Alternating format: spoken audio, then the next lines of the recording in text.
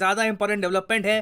PM Modi ने इसके बारे में बताया था देश को। ना इस पूरे टॉपिक को समझने में, इसकी इंपॉर्टेंस को समझने में, और बाय द वे इस वीडियो में मैं आपको एथेनॉल इंपॉर्टेंट इंडिया के लिए क्यों है, इसको हम कैसे यूज कर सकते हैं, इसके बारे में इन डेप्थ जानकारी दूंगा।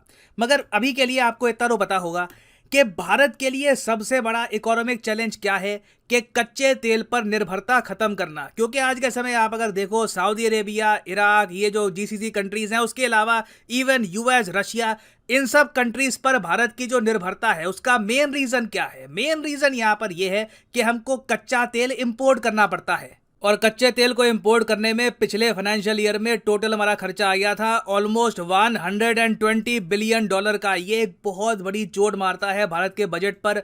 हमारा बजट बहुत हद तक मैं कहूँगा इंप्रूव हो सकता है। हम लोग देश पे एक्चुअली और ज़रा पैसा खर्च सकते हैं, एजुकेशन इंप्रूव कर सकते हैं, डिफेंस स्पेंडिंग बढ़ा सकते हैं अगर इस अमाउंट का ना कुछ हम कर दें। मगर जो रशिया यूक्रेन में वॉर चल रही है उसकी वजह से जो ऑयल के प्राइसेस इस वक्त लगातार बढ़ रहे हैं, लग रहा है कि इस फाइनेंशियल ईयर में तो $120 बिलियन से भी ऊपर का अमाउंट हमको खर्चना पड़ेगा। तो सरकार ने यह सब देखकर इमीडिएटली डिसाइड किया है कि 10% एथेनॉल ब्लेंडिंग का टारगेट हो गया।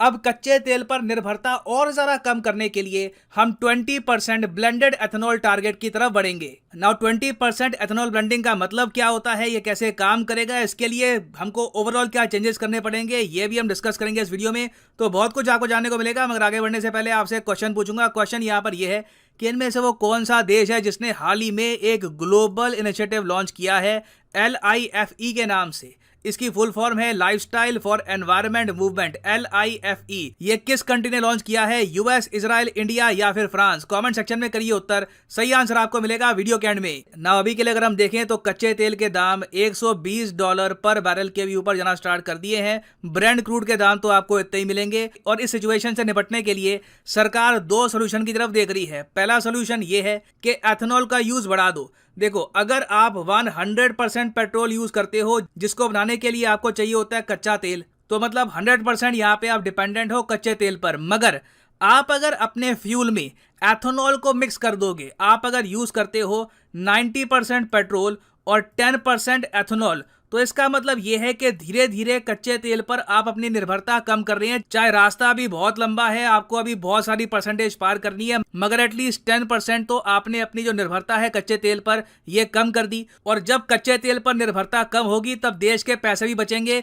और इसलिए पीएम मोदी ने यह कहा है कि देश ने पिछले 8 सालों में ओवरऑल 41,000 करोड़ रुपीज से भी ऊपर का अमाउंट सेव किया है एथेनॉल ब्लेंडिंग को यूज करके। अब यहाँ पे आपको गया 8 साल में, तो मतलब हर साल भी इतना पैसा नहीं बचा। देखो, अब जाकर हम 10% एथेनॉल ब्लेंडिंग पर पहुंचे हैं। अब रेगुलरली सेविंग्स बढ़ती रहेगी। नहीं तो वैसे मैं आपको बता दूं, जब 2014 में नरेंद्र मोदी जी पावर में आए थे तब एथेनॉल ब्लेंडिंग टोटल आप अगर देखो 3% के आसपास थी। तो तब से लेकर अब तक एक मेजर जंप हुआ है। अब उम्मीद यहाँ पर यह है कि 10% से सीधा हम 20% पे जाएंगे आने वाले कुछ सालों में। अब यहाँ पे आप कहेंगे वेट, तो क्या मतलब आज के समय देश भर में जो बहुत सारे पेट्रोल पंप्स हैं वहां पर एथेनॉल ब्लेंडेड ऑयल मिल रहा है? मतलब कि आप भी कभी कभी जब आप पेट्रोल डलवाते होगे अपनी बाइक पे, कार में, तो क्या उसमें एथेनॉल हो सकता है? तो हाँ, इसका आंसर सही है। ज्यादातर जो पेट्रोल पंप आपको मिलेंगे अक्रॉस इंडिया, वहां पर E10 वैरायटी का फ्यूल आपको मिलेगा। E10 मतलब कि एथेनॉल 10% मिक्स है पेट्रोल में। और एथेनॉल बनता कैसे है बाय द वे? एथेनॉल का देखो प्रोसेस बनाने का काफी लंबा होता है, मगर बेसिकली आपको अगर समझना है एथेनॉल बनाने का प्रोसेस, तो इंडिया में हम शुगर केन को यूज करते हैं, गन्ने का यूज करते हैं, गन्ने के मोलासिस को यूज करके हम बनाते हैं एथेनॉल को। और ऐसा नहीं है कि इंडिया दुनिया में अकेला देश है जो कोशिश कर रहा है कि पेट्रोल का जो यूज है कम हो, एथेनॉल ब्लेंडिंग यहाँ पे हम बढ़ा दे। दुनिया में बहुत सारे देश हैं, फॉर एग्जांपल ब्राजील है जिसने एक्सपर्टीज हासिल कर रखी है एथेनॉल ब्लेंडिंग में। इनके यहाँ कई व्हीकल्स हैं, वहां पर क्या सिस्टम होता है कि 85% एथेनॉल आपको मिलेगा और सिर्फ 15% पेट्रोल यूज करेंगे। जी हाँ, ब्राजील में कई व्हीकल्स हैं जो इस तरीके से भी काम करते हैं। फिर इंडिया के आसपास आप अगर देखो तो पाकिस्तान, चाइना भी कोशिश कर रहे हैं कि कच्चे तेल पर अपनी निर्भरता कम करने के लिए ये लोग एथेनॉल पर फोकस करें। अब पाकिस्तान का केस अलग है, वहां पे फाइनेंशियल इश्यूज हैं, मगर चाइना को आप अगर देखें तो चाइना ने बड़ा बीच में जोर मारा कि एथेनॉल ब्लेंडिंग करेंगे ये, और ये लोग अपने देश में एथेनॉल बनाएंगे। मगर चाइना की स्ट्रेटजी फेल कर गई है, कोविड की वजह से इनको और लॉस हुआ है। यहाँ पे आप देख पाओगे आर्टिकल है China's ethanol blending plans face further hurdles. और since China properly ethanol blending कर नहीं पा रहा, कच्चे तेल पर निर्भरता कम नहीं कर पा रहा, तो इंडिया एक्चुअली चाइना से आगे निकल रहा है एथेनॉल ब्लेंडिंग के मामले में। हालांकि मैं ये कहूंगा, इसका मतलब ये नहीं है कि ऑल टुगेदर कच्चे तेल पर निर्भरता कम करने के मामले में इंडिया चाइना से बहुत आगे है। चाइना में इंडिया के कंपैरिजन में जो इलेक्ट्रिक व्हीकल है ये बहुत ज़्यादा ये लोग यूज़ करते हैं, तो ओवरऑल कच्चे तेल पर निर्भरता कम करने के मामले में चाइना हमसे काफ़ी आगे है, मगर एथेनॉल के मामले में हम चाइना से आगे। और मैं आपको ये बता दूं, ये एक ऐसा एस्पेक्ट है जहां पे अगर हमने तरक्की कर ली तो चाइना की जो भी डेवलपमेंट है इलेक्ट्रिक व्हीकल को लेकर, हम उससे भी आगे निकल जाएंगे। क्योंकि जैसे मैंने आपको बताया, एथेनॉल बनता है शुगर केन से। शुगर केन हमारे देश में कौन ग्रो करता है? किसान ग्रो करते हैं। तो जब हम लोग एथेनॉल को मिक्स करते हैं पेट्रोल में, तो सिर्फ देश की सेविंग नहीं होती। जो पैसा कल को सऊदी अरेबिया, इराक, यूएई इन सब कंट्रीज में जा रहा था, वो पैसा तो आपने सेव किया, मगर साथ ही साथ आपने जो हमारे देश के किसान हैं उनकी इनकम भी बढ़ा दी। और इसलिए हमारे देश के पीएम ने ये कहा है कि पिछले 8 सालों में हमारे देश के जो किसान हैं, गन्ना किसान स्पेशली, इन्होंने 40,600 करोड़ रुपीस की इनकम एक्सपीरियंस करी है। तो ये ओवरऑल देश की इकोनॉमी के लिए, रूरल इकोनॉमी के लिए भी बहुत अच्छा है। और इसलिए सरकार ने इस उपलब्धि पर एक ऑफिशियल वीडियो भी जारी करी है। ये वीडियो मैं चाहता हूं आप लोग देखें। Ethanol blended petrol EBP program उसी का एक महत्वपूर्ण हिस्सा है। ईबीपी प्रोग्राम को 2014 से गतिमय बनाते हुए एथेनॉल सप्लाई ईयर 2021-2022 के लिए एथेनॉल सम्मिश्रण के लक्ष्य को 10% निर्धारित किया गया है, जो नवंबर 2022 तक हासिल करना है।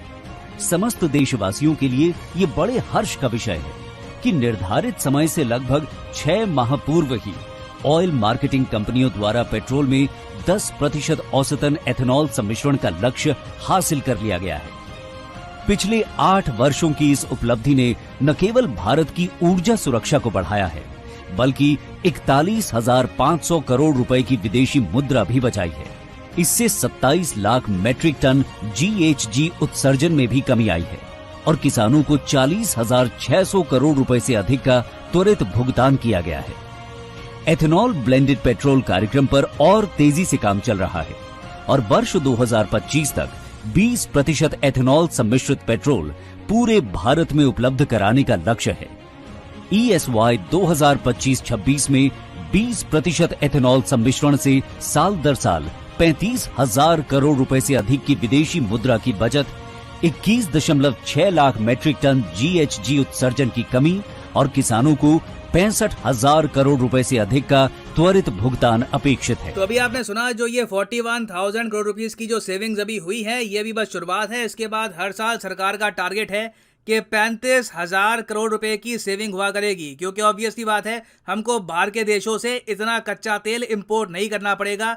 हम कम इंपोर्ट करेंगे, थोड़ा सा उसमें एथेनॉल मिक्स कर देंगे और उससे ऑब्वियसली सरकार के पास ज्यादा पैसा होगा देश की इकोनॉमी को और अपलिफ्ट करने के लिए। मगर जो ये E20 का टारगेट है, मतलब कि 20% एथेनॉल यूज करना, 80% पेट्रोल यूज करना, ये इतना आसान होगा नहीं। बाय द वे, इसका टारगेट सरकार ने पहले रखा था 2030 का।